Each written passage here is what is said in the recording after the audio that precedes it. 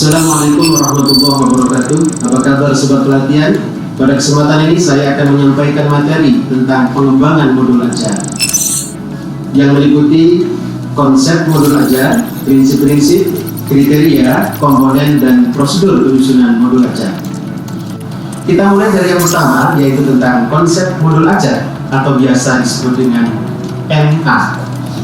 Modul ajar adalah salah satu perangkat ajar sama seperti LPP yang memuat perencanaan pembelajaran di kelas. Namun pada modul ajar terdapat komponen yang lebih lengkap dibandingkan LPP. Modul ajar adalah sejumlah alat atau sarana media, metode, petunjuk, dan pedoman yang dirancang secara sistematis dan menarik agar proses kegiatan pembelajaran dapat berjalan dengan baik. Sobat pelatihan yang berbahagia, modul ajar merupakan implementasi dari ATP atau alur tujuan pembelajaran yang dikembangkan dari CP dengan profil pelajar Pancasila dan profil pelajar Rahmatul Alamin sebagai sasarannya. Modul ajar disusun sesuai fase atau tahap perkembangan peserta didik, mempertimbangkan apa yang akan dipelajari dengan tujuan pembelajaran dan berbasis perkembangan jangka panjang. Guru perlu memahami konsep mengenai modul ajar agar proses pembelajaran menarik dan bermakna. Tujuan modul ajar yang pertama adalah mengembangkan perangkat ajar yang memandu guru untuk melaksanakan pembelajaran. Yang kedua, mempermudah, memperlancar, dan meningkatkan kualitas pembelajaran. Yang ketiga, menjadi rujukan bagi guru dalam melaksanakan kegiatan pembelajaran. Dan yang keempat, menjadi kerangka kerja yang menggambarkan prosedur dan pengorganisasian kegiatan pembelajaran sesuai dengan capaian pembelajaran. Di sini, guru memiliki keleluasaan. Guru memiliki kemerdekaan untuk satu, memilih atau modifikasi modul ajar yang disediakan oleh pemerintah untuk disesuaikan dengan karakteristik peserta didik, atau yang kedua, menyusun sendiri modul ajar dan mengembangkannya sesuai dengan karakteristik peserta didik. Yang kedua, prinsip-prinsip penyusunan modul ajar. Penyusunan modul ajar harus memperhatikan beberapa hal, antara lain satu, karakteristik, kompetensi, dan minat peserta didik di setiap fase. Yang kedua, perbedaan tingkat pemahaman dan variasi jarak atau gap antar tingkat kompetensi yang bisa terjadi di setiap fase. Yang ketiga, perbedaan tingkat pemahaman dan variasi jarak atau gap antar tingkat kompetensi yang bisa terjadi di setiap fase. Yang melihat dari sudut pandang pelajar bahwa setiap pelajar atau setiap peserta didik itu adalah unik, antara satu dengan yang lainnya memiliki keunikan masing-masing. Berikutnya, bahwa belajar harus berimbang antara intelektual, sosial, dan personal, dan semua hal tersebut adalah penting dan saling berhubungan. Dan yang berikutnya, tingkat kematangan setiap peserta didik tergantung dari tahap perkembangan yang dilalui oleh seorang peserta didik dan merupakan dampak dari pengalaman sebelumnya. Sobat pelatihan yang berbahagia, yang ketiga, kriteria dalam penyusunan modul ajar. Dalam penyusunan modul ajar juga perlu kita memperhatikan beberapa kriteria, antara lain yang pertama adalah esensial. Pemahaman konsep dari setiap mata pelajaran melalui pengalaman belajar dan juga lintas disiplin. Dan yang kedua, modul ajar harus disusun menarik, bermakna, dan menantang. Maksudnya, modul ajar yang dirancang harus bisa menumbuhkan minat untuk belajar dan melibatkan peserta didik secara aktif dalam proses pembelajaran, berhubungan dengan pengetahuan dan pengalaman yang dimiliki sebelumnya, sehingga tidak terlalu kompleks, namun juga tidak terlalu mudah untuk tahap usianya. Yang ketiga adalah relevan dan konseptual. Maksudnya berhubungan dengan pengetahuan dan pengalaman yang dimiliki sebelumnya dan sesuai dengan konteks di waktu dan tempat peserta didik berada. Yang keempat adalah berkesinambungan. Artinya adanya keterlibatan alur kegiatan pembelajaran sesuai dengan fase belajar peserta didik. Yang keempat, komponen penyusunan dan pengembangan modul ajar. Ada beberapa komponen yang perlu kita perhatikan dalam penyusunan modul ajar. Komponen modul ajar dalam panduan dibutuhkan untuk kelengkapan persiapan kegiatan pembelajaran. Komponen modul ajar bisa ditambahkan sesuai dengan pelajaran dan kebutuhan. Tidak semua komponen wajib tercantum dalam modul ajar yang dikembangkan oleh guru. Guru di satuan pendidikan diberikan kebebasan, diberikan kemerdekaan untuk mengembangkan komponen dalam modul ajar sesuai dengan konteks lingkungan dan kebutuhan peserta didik. Adapun komponen modul ajar ada 3. Yang pertama adalah informasi umum, yang kedua adalah komponen inti, dan yang ketiga adalah komponen lampiran. Mari kita bahas satu persatu. Yang pertama, bagian dari informasi umum adalah identitas modul. Informasi tentang modul ajar yang dikembangkan terdiri dari nama penyusun, nama lembaga, kemudian tahun disusunnya modul ajar. Berikutnya adalah jenjang madrasah atau sekolah, misalnya MI, MTS, MA atau MAK. Yang berikutnya adalah kelas berapa dituliskan di sana, dan juga alokasi waktu. Penentuan alokasi waktu yang digunakan adalah alokasi waktu sesuai dengan jam pelajaran yang berlaku di unit kerja masing-masing. Yang kedua, bagian dari informasi umum adalah kompetensi awal. Apa kompetensi awal itu? Kompetensi awal adalah pengetahuan dan atau keterampilan yang sudah dimiliki peserta didik sebelumnya, sebelum mempelajari topik tertentu sebagai hasil asesmen awal. Kompetensi awal merupakan ukuran seberapa dalam modul ajar akan dirancang. Yang berikutnya, nomor C atau poin 3, profil pelajar Pancasila dan profil pelajar Rahmatan Alamin. Ini merupakan tujuan akhir dari suatu kegiatan pembelajaran yang berkaitan erat dengan pembentukan karakter peserta didik. P5 dan PPRA dapat tercermin dalam konten dan atau metode pembelajaran. Di dalam modul ajar, P5 dan PPRA tidak perlu dicantumkan keseluruhannya karena terlalu banyak. Namun guru dapat memilih P5 atau PPRA yang sesuai dengan kegiatan pembelajaran. Dimensi P5 dan PPRA saling berkaitan dan terintegrasi dalam seluruh mata pelajaran melalui materi pelajaran, pedagogi, dan atau kegiatan proyek atau asesmen. Setiap modul ajar memuat satu atau beberapa unsur dimensi profil pelajar Pancasila dan PPRA yang telah ditetapkan. Kemudian selanjutnya, bagian berikutnya dari informasi umum adalah sarana dan prasarana. Sarana dan prasarana merupakan fasilitas dan bahan yang dibutuhkan untuk menunjang kegiatan pembelajaran. Sarana merujuk pada alat dan bahan yang digunakan, sementara prasarana di dalamnya termasuk materi dan sumber bahan ajar lain yang relevan. Kemudian ketersediaan materi dasar. Ketersediaan materi didasarkan mempertimbangkan kebutuhan peserta didik. Sobat pelatihan yang berbahagia, lalu berikutnya bagian dari informasi umum adalah target peserta didik. Peserta didik yang menjadi target yaitu yang pertama adalah peserta didik reguler atau tipikal, umum, tidak ada kesulitan, tidak mengalami kesulitan dalam mencerna dan memahami suatu materi pelajaran. Dan yang kedua adalah peserta didik dengan kesulitan belajar, yang memiliki gaya belajar yang terbatas, hanya satu gaya, misalnya dengan audio, memiliki kesulitan dalam bahasa dan pemahaman materi ajar, kurang percaya diri, kesulitan berkonsentrasi, dan seterusnya. Dan yang ketiga adalah peserta didik dengan pencapaian tinggi. Mereka lebih cepat dalam memahami pelajaran, mencerna dengan baik sehingga dengan mudah memahami pelajaran yang diajarkan oleh guru. Berikutnya adalah model pembelajaran. Model pembelajaran merupakan model atau kerangka pembelajaran yang memberikan gambaran sistematis pelaksanaan kegiatan pembelajaran.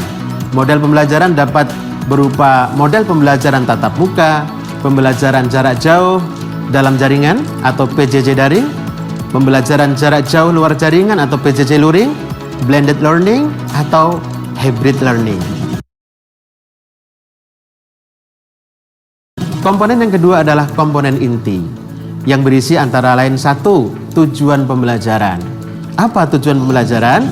Tujuan pembelajaran harus mencerminkan hal-hal penting dari pembelajaran dan harus bisa diuji dengan berbagai bentuk asesmen sebagai bentuk dari unjuk pemahaman. Tujuan pembelajaran juga menentukan kegiatan belajar, sumber daya yang digunakan, kesesuaian dengan keberagaman peserta didik, dan metode asesmen yang digunakan. Tujuan pembelajaran ini tinggal copy saja dari tujuan-tujuan pembelajaran yang sudah dirumuskan dari CP sebelumnya. Yang kedua, bagian dari komponen inti adalah pemahaman bermakna.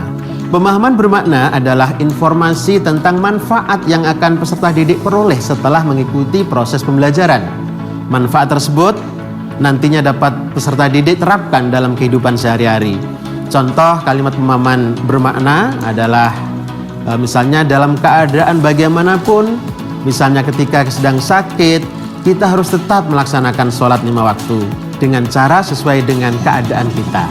Lalu yang ketiga atau poin C, pertanyaan pemantik.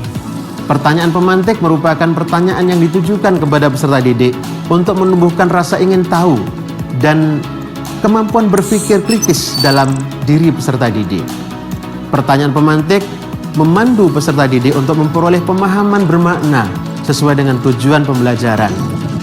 Contohnya pada pembelajaran toharoh, pada pelajaran fikih misalnya, guru dapat mendorong pertanyaan pemantik seperti mengapa kita harus bersuci dari hadas dan najis sebelum kita melaksanakan sholat? Apa yang kamu lakukan saat hendak melaksanakan sholat namun tidak mendapatkan air untuk berwudu? Demikian materi tentang modul ajar, mudah-mudahan bermanfaat. Terima kasih. Assalamualaikum warahmatullahi wabarakatuh.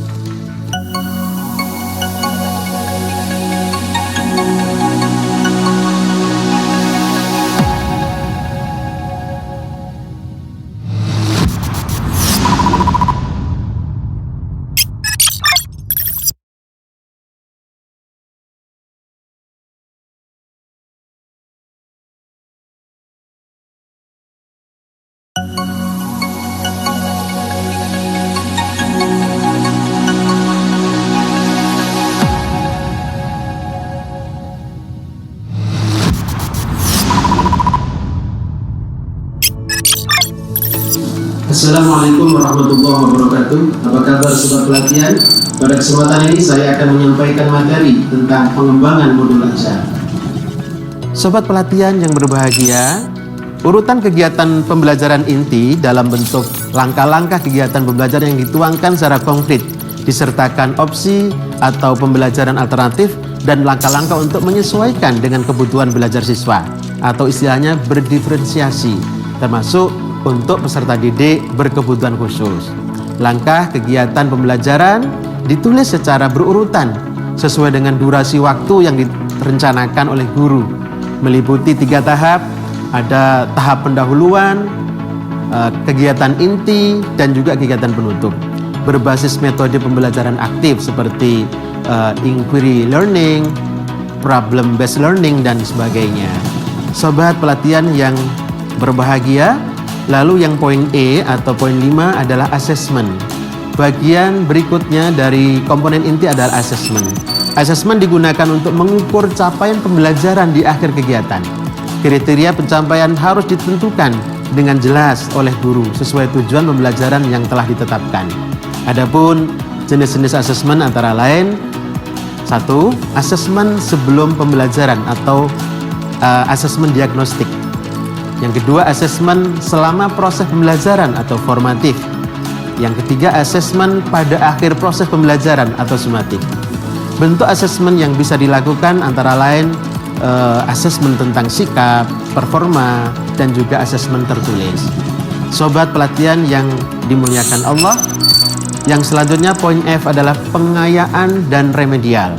Pengayaan adalah kegiatan pembelajaran yang diberikan pada peserta didik dengan capaian tinggi agar mereka dapat mengembangkan potensi mereka secara optimal.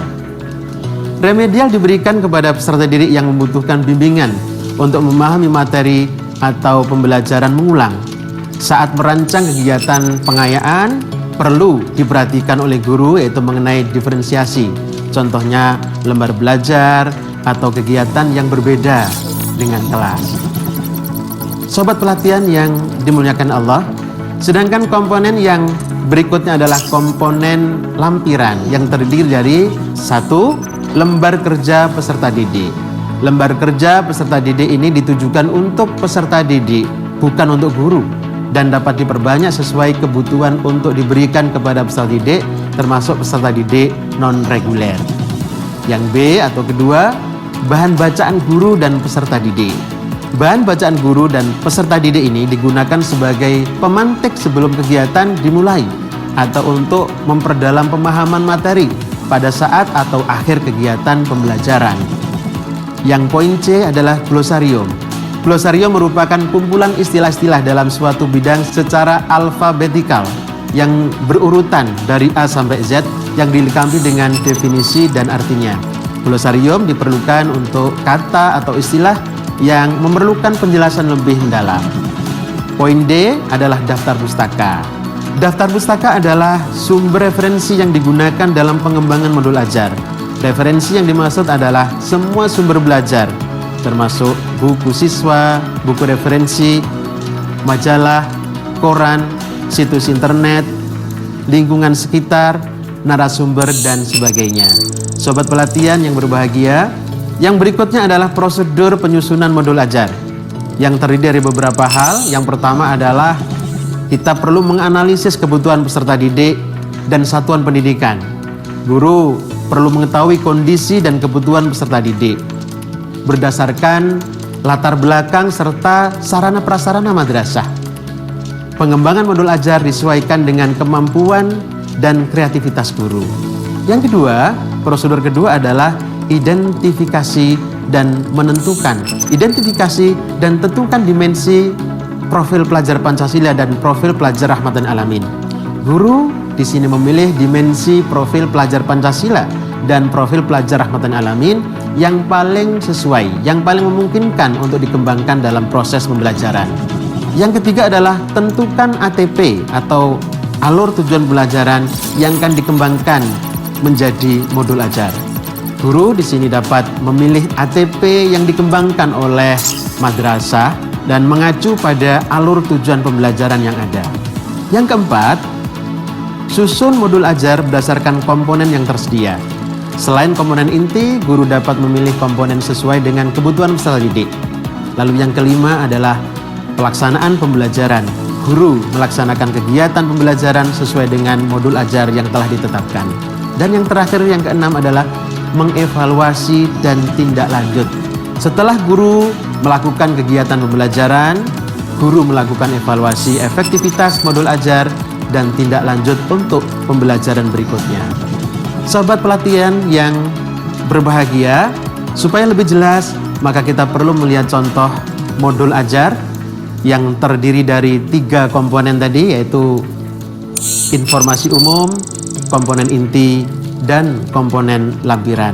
Kita bisa lihat di slide yang ada dalam infografis. Demikian materi tentang modul ajar, mudah-mudahan bermanfaat. Terima kasih. Assalamualaikum warahmatullahi wabarakatuh.